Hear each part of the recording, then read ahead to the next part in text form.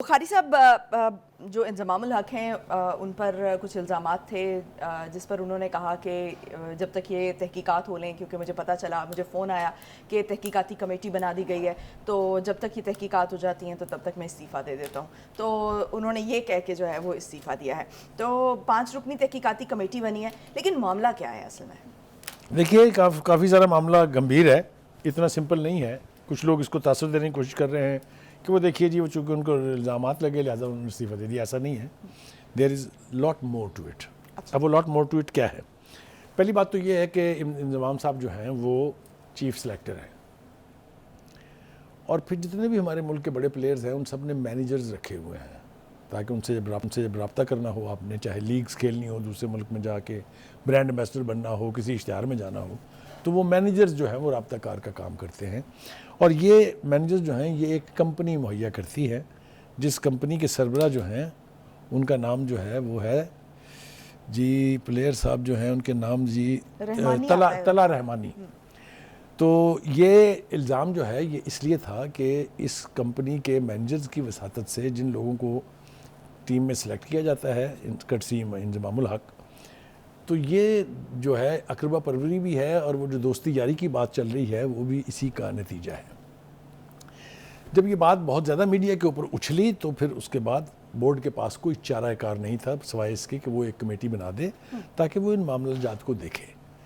5 रुकनी committee बनने के बाद से इंज़मामुल हक के पास ऑप्शंस ख़त्म हो गए थे। उनका ये ख्याल नहीं था, बल्कि ऐसा ही था कि उन्हें पता था कि अगर मैं इस कमेटी में गया तो उन्होंने मुझसे इस्तीफ़ा ही मांगना है, लिहाजा उन्होंने अपनी फेस सेविंग के लिए पहले से ही इस्तीफ़ा दे दिया है। लेकिन बात यहाँ पर आके ख़त्म नहीं होती है, इससे आगे की बात है। अब एक नई कंपनी रजिस्टर हुई है इंग्लैंड में, याजो इंटरनेशनल लिमिटेड के नाम से। अच्छा, उसका क्या मकसद है? उसका मकसद भी वही है कि इंटरनेशनल प्लेयर्स जो हैं उन जो लीग खेलने के लिए अवेलेबल होते हैं उनके कॉन्ट्रैक्ट करवाए, उनकी फ़ीसें तय करे, उनको ब्रांड एम्बेसडर बनवाने के लिए, मतलब वो जो काम रहमानी साहब वाली कंपनी करती थी वो एक ब्रॉडर लेवल के ऊपर ये याजो जो है, याजो इंटरनेशनल लिमिटेड, ये कराएगी। इसमें भी इतलात ये हैं कि इंज़माम साहब इसमें भी पार्टनर है। अच्छा, अब आप अंदाज़ा कीजिए कि जब इस तरह की सूरत हाल होगी तो फिर शक व शुबहात भी बढ़ेंगे, फिर एलिगेशंस का सामना भी आपको करना पड़ेगा। देखिए, जो टीम इस वक्त इंग्लैंड में इंडिया में जो टूर्नामेंट खेल रही हैं उसके ऊपर भी वहाँ भी इल्ज़ामात यही हैं कि जिस तरह की सिलेक्शन हो रही है, जिस तरह के लोगों को पीछे बिठाया हुआ है, बहुत सारे नामों की बात हो रही है कि वो टीम के साथ तो हैं लेकिन उनको खिलाया नहीं जा रहा, कुछ लोग जो मुसलसल नाकाम हो रहे हैं लेकिन उनको खिलाया जा रहा है। ये सारी बातें जो हैं ये उन इल्ज़ामात का हिस्सा है। लेकिन इंज़मामुल हक ने तो इससे डिनाई किया था। देखिए, डिनाई तो वो करेंगे ना, ऑब्वियसली, मतलब he is responsible for selecting the team.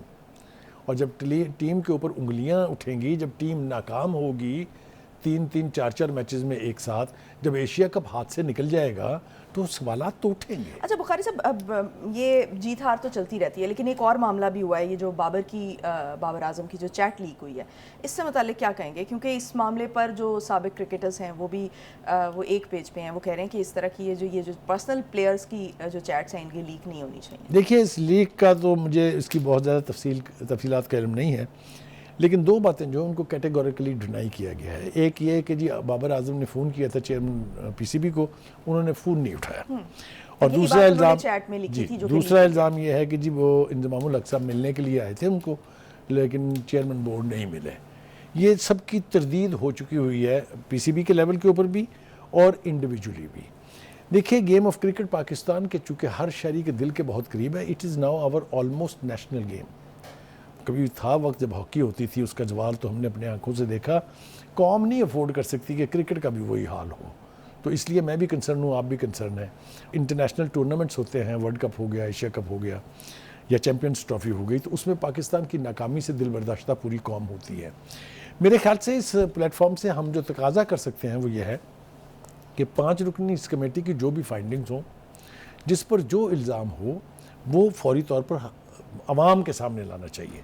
और एक दूसरी बात, इस कमेटी की तश्कील के साथ साथ जो एक काम पीसीबी ने किया कि जब देखा कि मीडिया के अंदर भी बहुत ले-दे हो रही है, तो उन्होंने एक उमर फारूक कॉल्सन साहब हैं, उनको भेजा जल्दी से, क्योंकि जो राशिद लतीफ़ ने जो मामला उठाया था वो था कि जी 5 महीनों से तनख्वाहें नहीं मिली हैं और जो सेंट्रल कॉन्ट्रैक्टर्स पे दस्तखत नहीं हुए।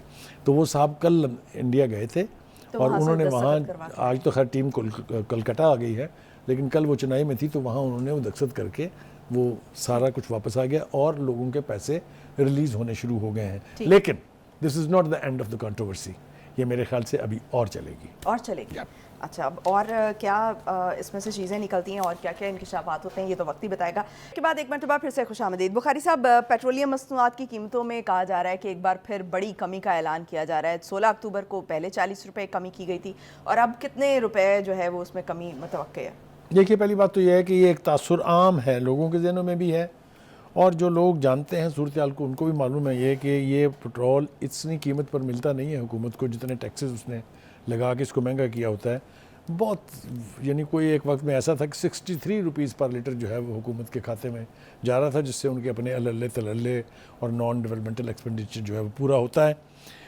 अब चूँकि ये मुमकिन नहीं है, इसलिए कि IMF की तलवार भी गर्दन पर लटकी हुई है, उनको भी जवाब देना है। लेकिन इसके बावजूद एक हाल ही में जो कमी आई थी पेट्रोल की कीमतों में, वो तारीखी थी, क्योंकि 20-20 रुपये 30-30 रुपये बड़ा ज़रूर है पर लीटर, लेकिन 40 रुपये फ़ी लीटर कम कभी नहीं हुआ था।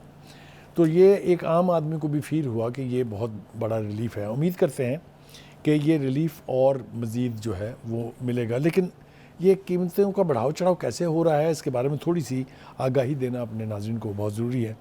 देखिए, वजारत पेट्रोलियम ने एक ख़त लिखा है PSO को। PSO पाकिस्तान का सबसे बड़ा पेट्रोल और पेट्रोलियम गुड्स सप्लाई करने का अदारा है, कि आपने माजी में जो फजूल इजाफा करके और रकम इकट्ठी की हुई है वो अब ज़रा थोड़ी सी छोड़नी शुरू करें, ताकि एक आम आदमी को थोड़ा सा रिलीफ हो। अच्छा।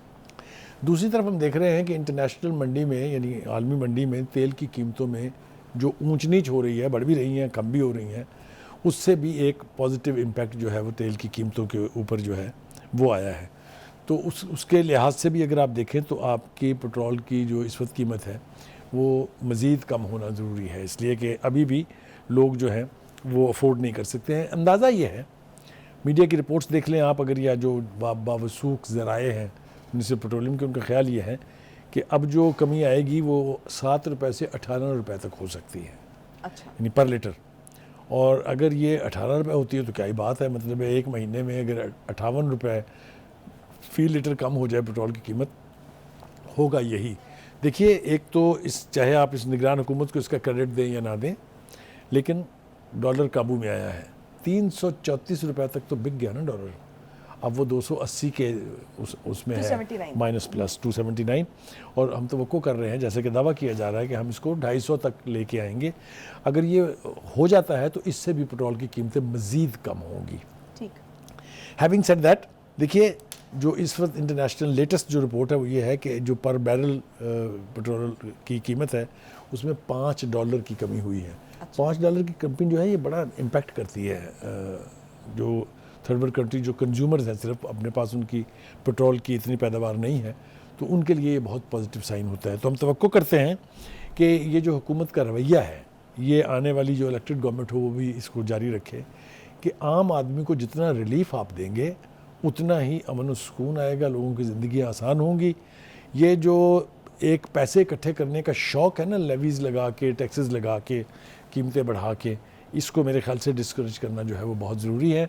और ये सिर्फ पेट्रोल तक महदूद नहीं होनी चाहिए, जो शायद ज़रूरी है, जिसको एसेंशियल आइटम्स कहते हैं, तरफ मैं आपका उन इशारा सब करना की, चाह रही थी, क्योंकि जब कीमत पेट्रोल की बढ़ती है तो सुई की भी कीमत बढ़ा देते हैं, जिसका पेट्रोल से कोई ताल्लुक नहीं है।